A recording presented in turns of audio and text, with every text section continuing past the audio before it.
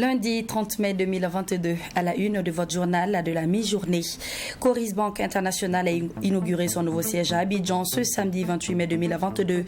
Estimé à plus de 8 milliards de francs CFA, ce joyau vient renforcer la présence du groupe sur le territoire ivoirien.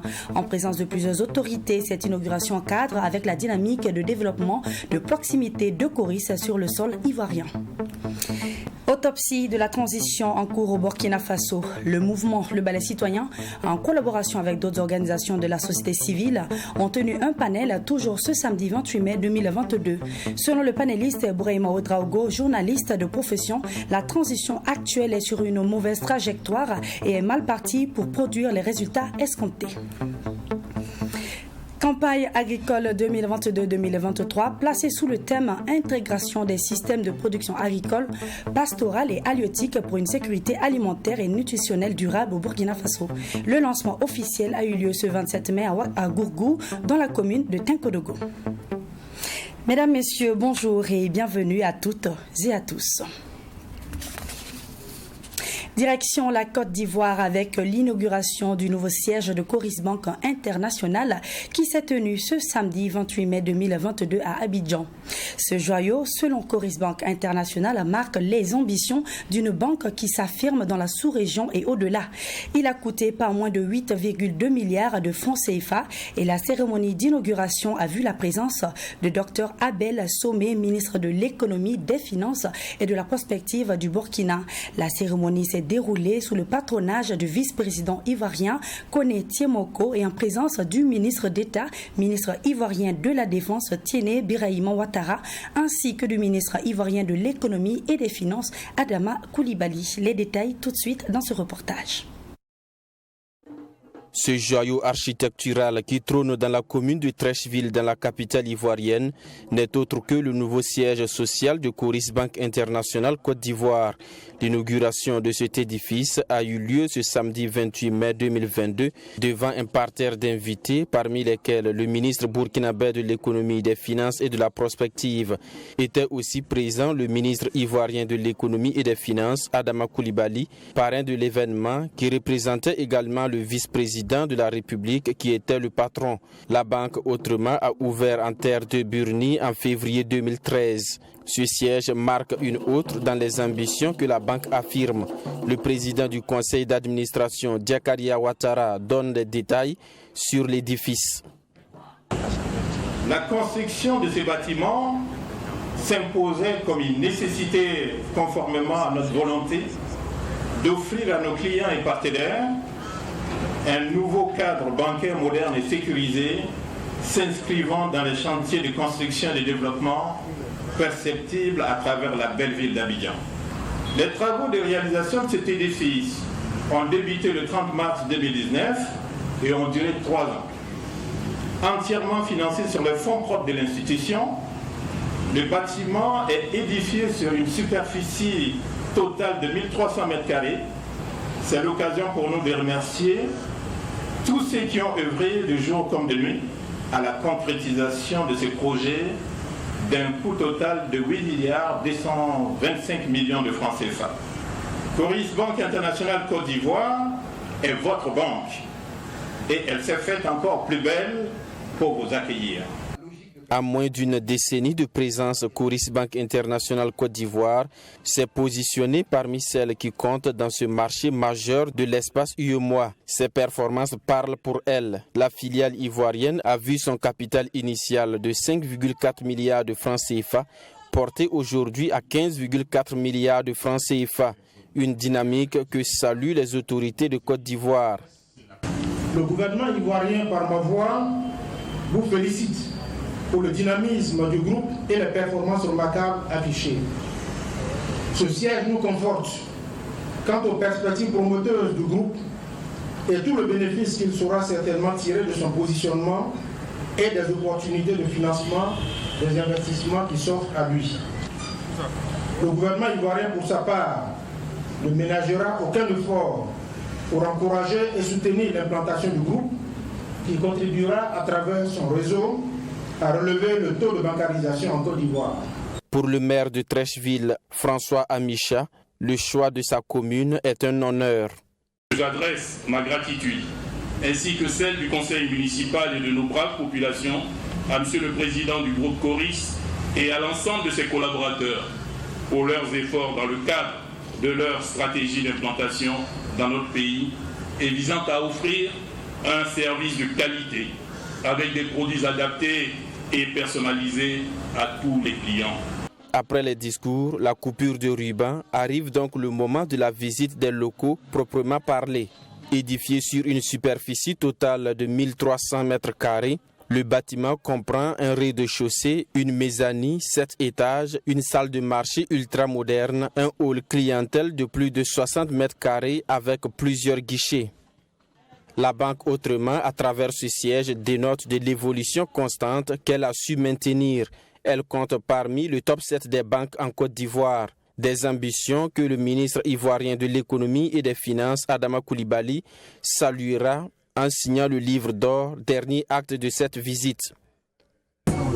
Coris Bank International est une banque dans le paysage ivoirien qui est là depuis une dizaine d'années, moins d'une dizaine d'années, mais qui a pu réaliser beaucoup de performances.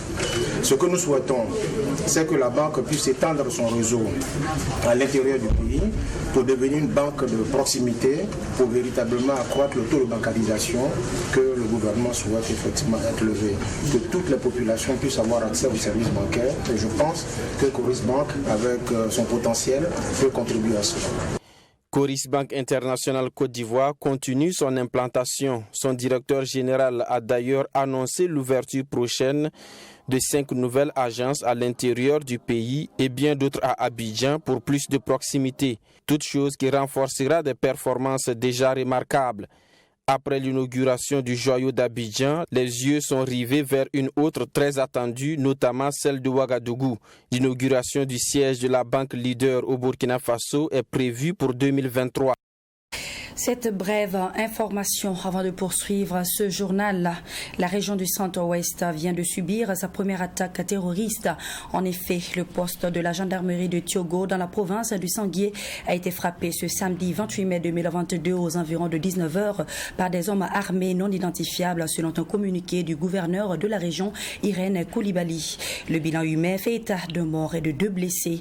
Malgré les énormes efforts de recherche, les assaillants n'ont malheureusement pas été retrouvés.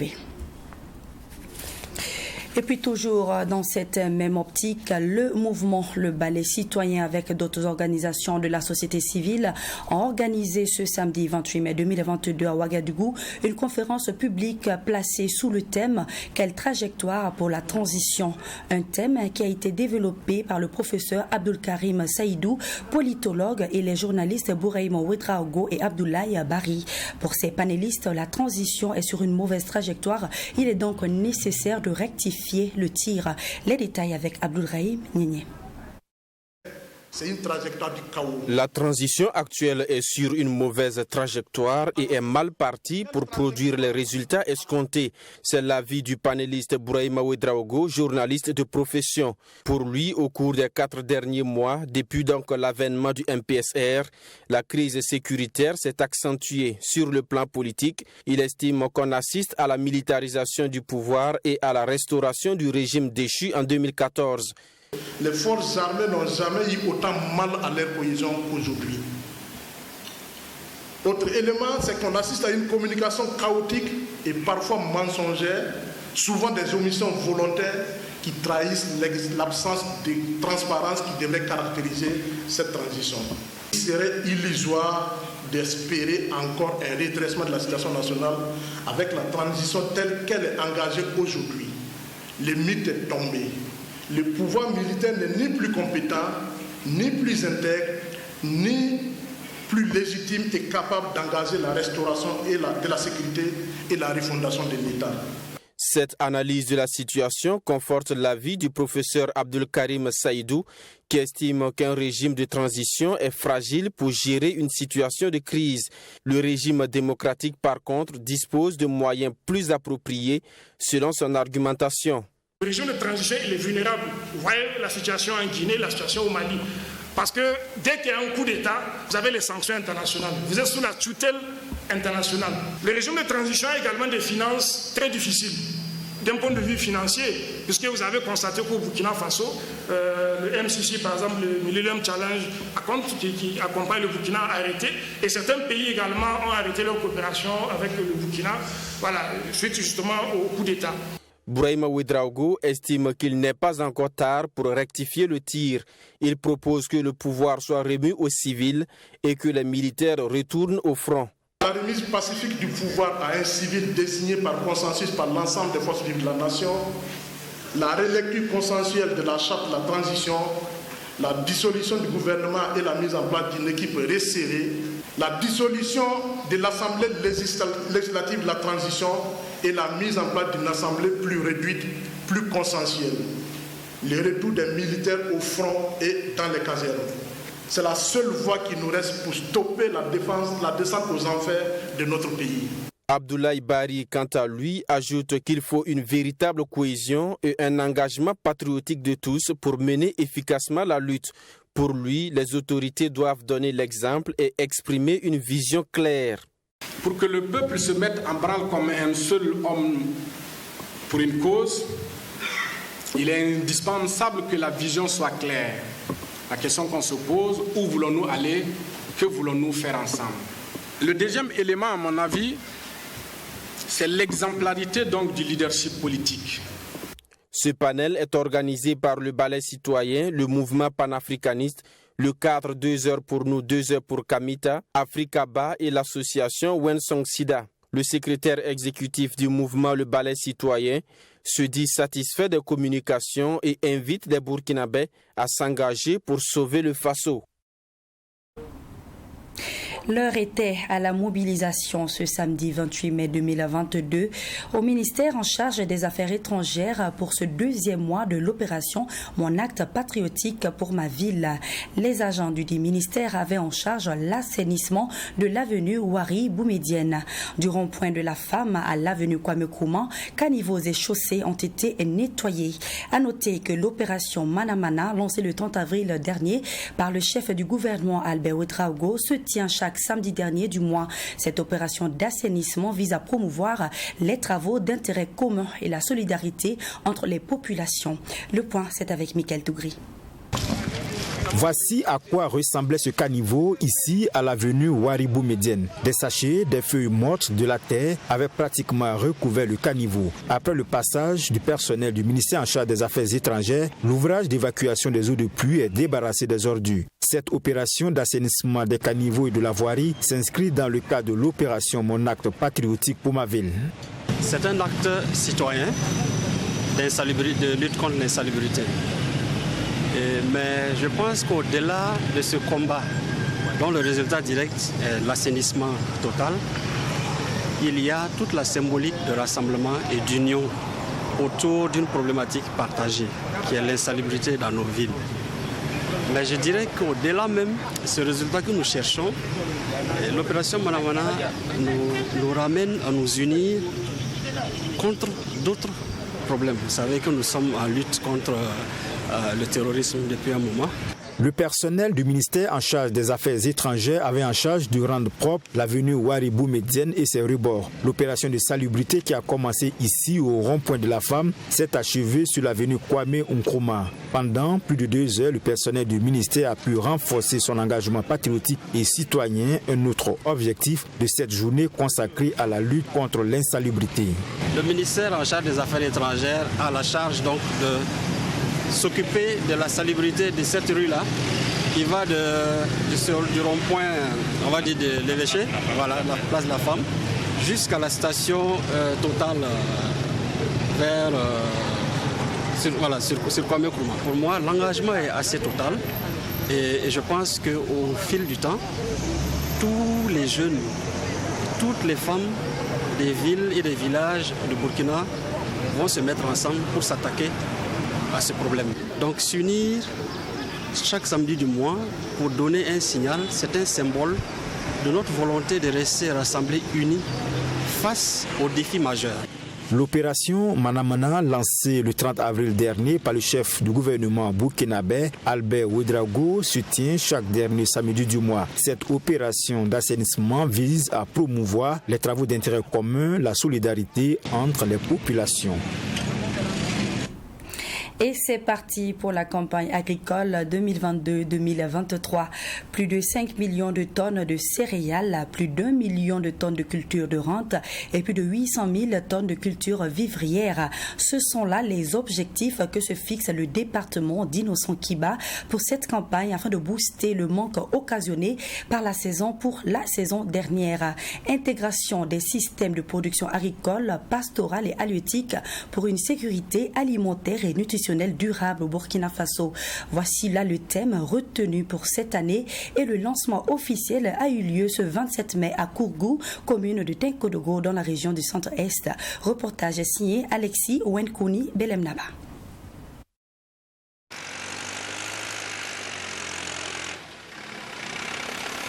Le vrombissement de ce tracteur ici à Gourgou dans la commune de Tenkodogo marque le lancement officiel de la campagne agricole saison humide 2022. Et pour cette campagne agricole, l'engagement et la détermination de tous les acteurs est souhaité et les objectifs sont ainsi déclinés. Pour la campagne agricole 2022-2023 qui s'annonce, l'engagement et la détermination de tous les acteurs du monde rural sont nécessaires pour l'atteinte des objectifs de production agricole, déclinés ainsi qui suit. 5 398 000 tonnes de céréales, 1 798 000 tonnes de culture de rente, 897 000 tonnes d'autres cultures vivrières. L'atteinte de ces objectifs permettra de couvrir des besoins céréaliers et augmenter le revenu des ménages. La campagne agricole écoulée a été marquée par une double crise, celle sécuritaire mais aussi celle liée aux aléas climatiques, ce qui a occasionné une baisse de 10% de rendement par rapport à la campagne agricole 2020-2021. Les objectifs ainsi fixés permettront de couvrir les besoins. Le projet régional d'appui au pastoralisme au Sahel, phase 2, est également lancé. Cette fois, c'est avec une enveloppe de 26,4 milliards de francs CFA financée par le fonds IDA pour 25 milliards et une contrepartie nationale de 1,4 milliard. Les résultats probants qui ont été donc obtenus à travers cette première phase ont motivé en fait les bailleurs de fonds, le Burkina Faso donc à formuler une deuxième phase, ce qui a permis effectivement donc le lancement aujourd'hui de cette deuxième phase qui va innover par rapport à la première en termes donc d'activité, parce que la première phase parlait seulement donc de santé animale, mais on a ajouté la notion donc de contrôle du médicament vétérinaire qui est un fléau lié un peu donc à un peu ce qu'on appelle les médicaments de rue. Ça touche aussi les animaux, donc on veut un peu donc assainir ce milieu. Également la question donc de l'inclusion des jeunes et des femmes en termes donc d'activités socio-économiques, développement d'AGR et autres. Et on a enfin donc la question donc de la production fourragère qui vient s'ajouter comme activité sur les premières activités qui existaient. L'Organisation des Nations Unies pour l'alimentation et l'agriculture FAO, pour sa part, apporte son appui technique et financier à près de 2,5 milliards de francs CFA. Au cours de cette cérémonie, plusieurs agriculteurs ont bénéficié de l'appui de la CAIMA, la centrale d'approvisionnement en intrants et matériel agricole en engrais. Parlons à présent de la journée internationale de l'hygiène menstruelle célébrée chaque 28 mai de chaque année. Et à cet effet, l'association menstruelle et ses partenaires ont décidé de soulager près de 600 femmes en situation précaire. Et cela grâce à des ateliers de formation dénommés « Changeons les règles » qui ont constitué à former les femmes et les jeunes filles sur la problématique de la santé menstruelle avec à la clé un kit d'hygiène menstruelle pour chacune d'entre elles. Mamiriana Kamabou pour le reportage. Au Burkina Faso, 3 femmes sur 4 n'ont pas accès à une hygiène menstruelle appropriée. Cette précarité entrave leur liberté de mouvement, pénalise les jeunes filles dans leur cursus scolaire. C'est pour pallier donc à cela que l'association menstruelle a initié cette formation. Une formation de sensibilisation qui permet à ces femmes de mieux gérer leurs menstrues.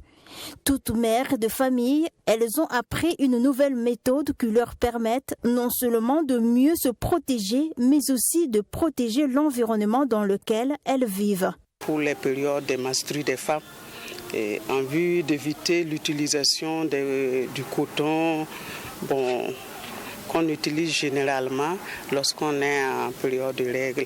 Et c'est souvent pas évident côté hygiène et ça occasionne des dépenses et puis ça ne protège pas suffisamment.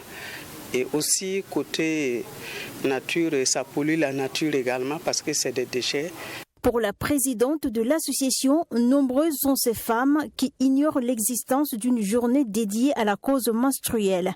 Au regard de cette situation, l'association menstruelle et ses partenaires se sont mobilisés durant le mois de mai à travers des rencontres et des échanges afin de sensibiliser les femmes en situation de précarité sur la problématique menstruelle. 3 ateliers de formation par semaine depuis le début de mai. Voilà. Donc, et les sensibilisations, c'est des groupes de 40 femmes. Et ces 40 femmes-là bénéficient vraiment d'une connaissance, voilà, des règles, si je peux dire ça comme ça, une connaissance des règles. Elles savent maintenant pourquoi j'ai mes règles tous les mois et comment est-ce que je peux me protéger comment est-ce que je peux arriver à me protéger correctement pendant mes règles, pendant très longtemps, pendant des années. Et en plus du renforcement de capacités, chaque femme est repartie avec un kit incluant une coupe menstruelle qui est une protection hygiénique et réutilisable. En tout cas, aujourd'hui, grande est notre joie. Franchement, nous sommes vraiment très contents d'être là et de bénéficier à la formation aussi. On a eu un kit menstruel réutilisable qui va nous aider pendant des années. On a appris beaucoup de choses. On a appris comment faire pour gérer nos règles. La formation a réuni des femmes des 3 associations à savoir l'association Ampo, Pépé Filles, l'association Ami et l'association Camille. L'association menstruelle est une association qui œuvre pour le bien-être menstruel et lutte contre la précarité menstruelle de jeunes filles et de femmes au Burkina Faso.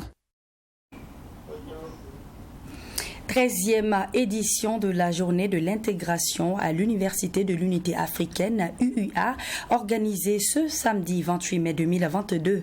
Une vingtaine de pays ont pris part à cette édition riche en couleurs et en émotions. Une célébration qui a permis de briser les barrières et de consolider le vivre ensemble malgré la différence de coutumes, de langue, de tradition et même de culture.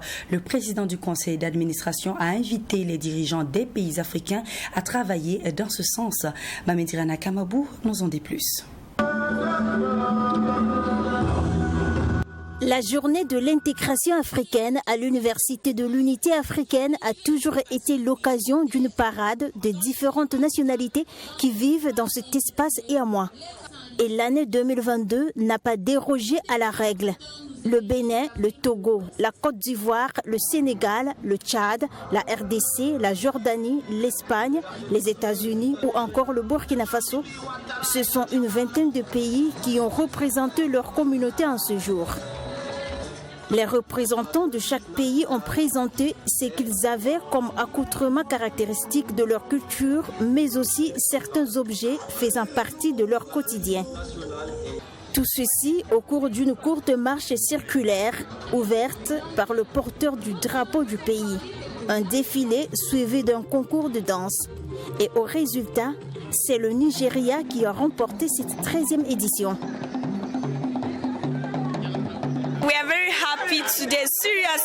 Nous sommes très heureux aujourd'hui. C'est comme un rêve. C'est l'un des meilleurs moments de ma vie. Merci. L'intégration des peuples par la culture est l'option la mieux indiquée pour qu'un jour l'Afrique soit ce continent d'un même peuple au même destin, a souligné le président du conseil d'administration de l'Université de l'Unité africaine. Cette journée est donc une manière d'interpeller les dirigeants des nations africaines. La culture montré par ces étudiants-là. Vous voyez leur habillement, leur engagement dans la danse. Donc c'est une invite aux dirigeants actuels des Africains, des dirigeants de l'Afrique à s'unir, à se donner la main pour développer notre continent qui en a fortement besoin. L'initiative de la célébration de la journée de l'intégration africaine à l'Université de l'Unité africaine permet de briser les barrières et de consolider le vivre ensemble malgré les différences de coutumes, de langue, de tradition et de culture. C'est le thème qui m'interpelle en fait, au-delà de me sentir concernée parce que je suis de l'école du sud de la maison, c'est le thème de la cohésion sociale de l'unité africaine.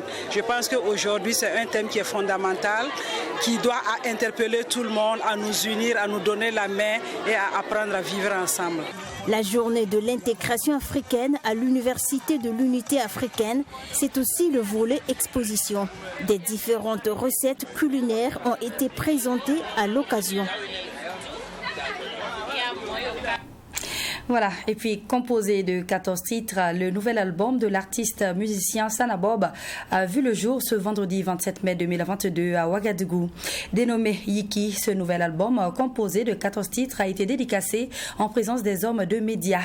Yiki, ou Lève-toi en langue nationale Mwaga, aborde plusieurs thèmes tels que la loyauté, le vivre ensemble, le patriotisme et la parenté à plaisanterie. Le point avec Salma Touzongo par la voix de Mamitriana Kamabou.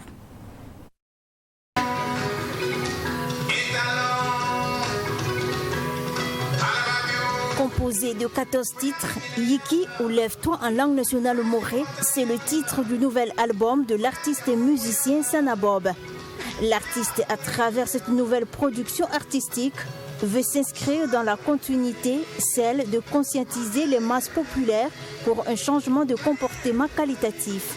Il aborde sans tabou les sujets d'actualité qui minent le monde et le Burkina Faso. L'album Yiki est aussi une invite à la promotion de la cohésion sociale.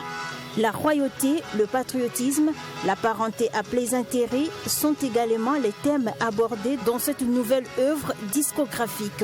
Il faudrait que tout le monde se mette debout aujourd'hui, surtout la génération montante, retourner dans notre culture, dans notre religion traditionnelle et pouvoir aujourd'hui éradiquer vraiment le mécontentement aujourd'hui qui règne dans le cœur des sacs africains, particulièrement des Burkinabés. Il faut qu'on se mette debout.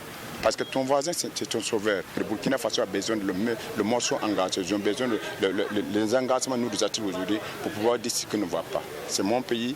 Bon, l'Europe m'attend, c'est vrai, mais pour le moment, il y a des problèmes au Burkina Faso. Je dois régler ça. La dédicace de ce 8e album marque le début d'un partenariat entre l'artiste et Canal+ Burkina qui s'engage à l'accompagner pour une meilleure communication de ses activités. On a choisi d'accompagner Sanabob parce que c'est un artiste qui a beaucoup de talent. Et depuis des années, il a démontré sa capacité à faire de la musique un chef-d'œuvre. Donc, et c'est un grand acteur de la culture du Burkina. Et c'est pourquoi nous, Canal+, on n'a pas hésité une seconde à l'accompagner sur le lancement de son nouvel album. Et ça ne se limite pas à là. Il y a plein d'autres choses, plein d'autres surprises qu'on attend, qu'on réserve à Sanabob. Et c'est des choses que vous allez voir plus tard sur les antennes. Dans ce 8e album, l'artiste a aussi rendu hommage à des personnalités religieuses et traditionnelles. Sanabob, lors de cette dédicace, a annoncé une tournée pour présenter son œuvre aux mélomanes et promouvoir le vivre ensemble. Actualité sportive à présent, l'USFA Dames remporte la 7e édition de la Coupe du Faso ce samedi au stade Issoufou. Joseph Konombo Lazo n'a pu faire le poids devant les filles de l'USFA qui se sont montrées beaucoup plus fortes en inscrivant 6 buts contre 2. Elle remporte donc pour la 2e fois la Coupe aux grandes oreilles avec une récompense de 1 500 000 de francs CFA devant le ministre en charge du sport ainsi que le président de la Fédération burkinabé de football. Le point avec Assami Tientoré.